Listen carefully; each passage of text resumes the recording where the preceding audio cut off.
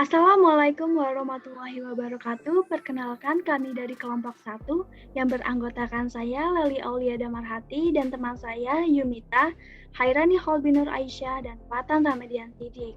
Pada video kali ini kami akan membahas mengenai analisis total quality management di PT J Darmawan Venture Capital. PT J Darmawan Venture Capital atau PT JDVC merupakan pelaku usaha modal Ventura yang berdiri sejak tahun 2007.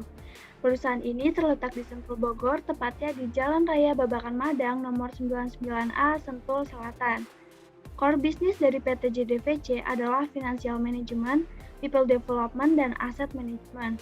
Perusahaan ini memiliki misi menciptakan pemimpin-pemimpin bisnis yang beretika untuk pertumbuhan bisnis yang berkesinambungan.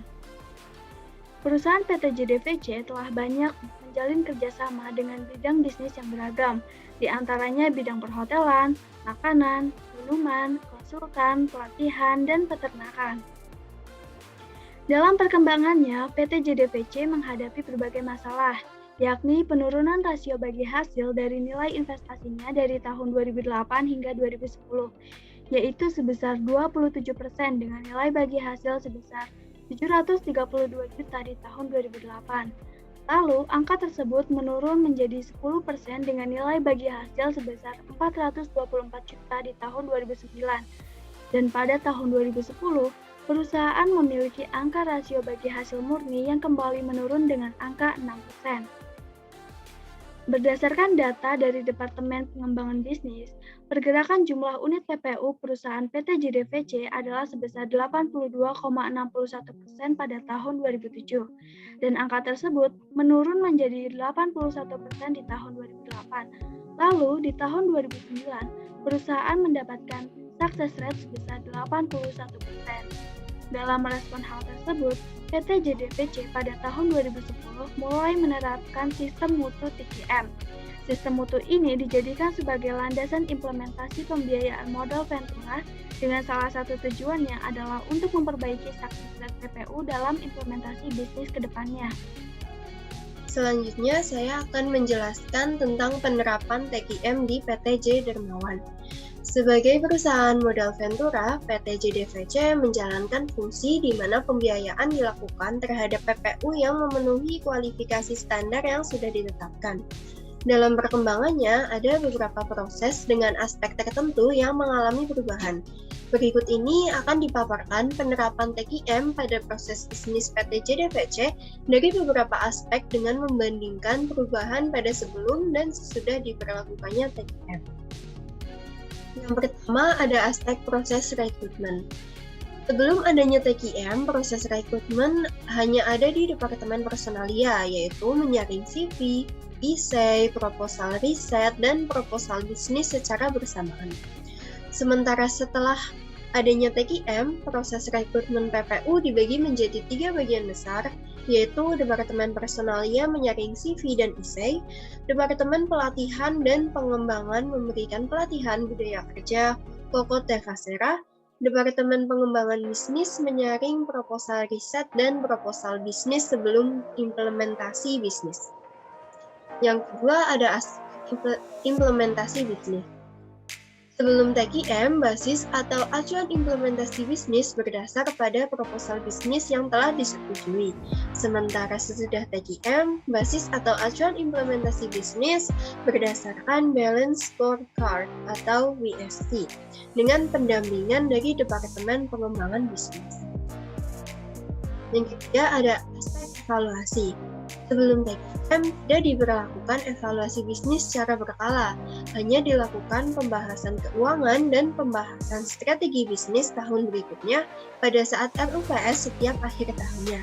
Sementara sesudah TQM, adanya business review yang dilakukan berkala 3 bulan sekali, Customer Satisfaction Index atau CSI yang dilakukan per semester atau 6 bulan sekali, dan evaluasi BSC dalam RUPS pada akhir periode tahunan setiap akhir tahunnya.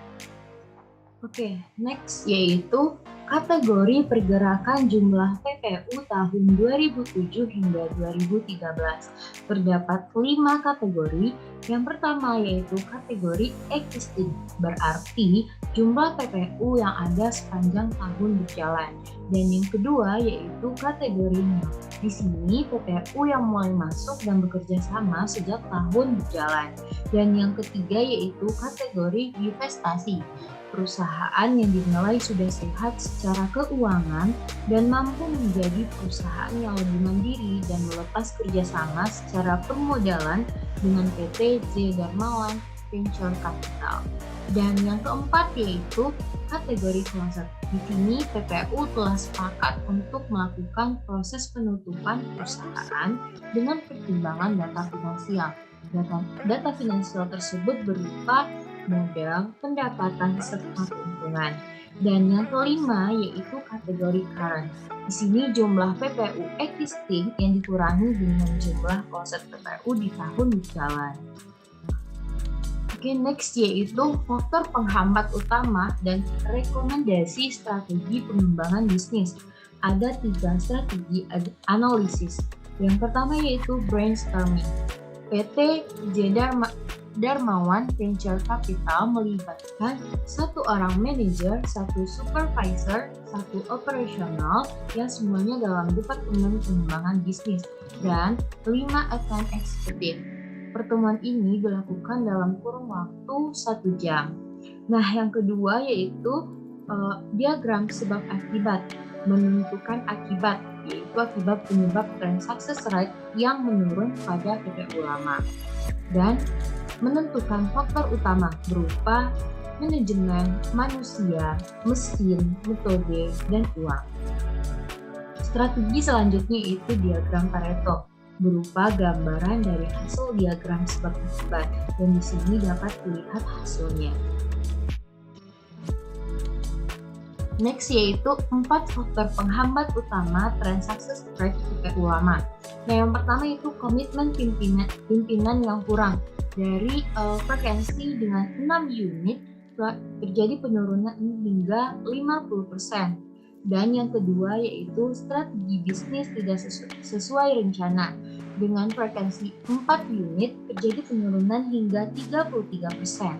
Dan yang ketiga yaitu pemasaran menurun. Dan yang keempat, RAT PPU tidak tepat sasaran. Untuk poin ketiga dan keempat, dengan frekuensi 1 unit terjadi penurunan hingga 8%. Sekarang bagian kesimpulan.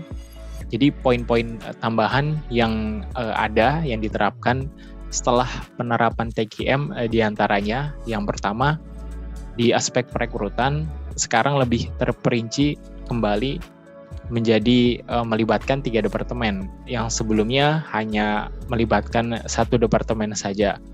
Kemudian yang kedua, digunakannya BSC atau Balanced Scorecard sebagai landasan pengukuran aspek keuangan dan non-keuangan berdasarkan visi dan misi suatu organisasi. Kemudian yang ketiga, adanya evaluasi yang dilakukan setiap 3 bulan, 6 bulan, dan setiap tahunnya, di mana sebelum adanya TQM tidak ada evaluasi secara berkala. Kemudian ini hasil setelah diterapkannya TQM. Di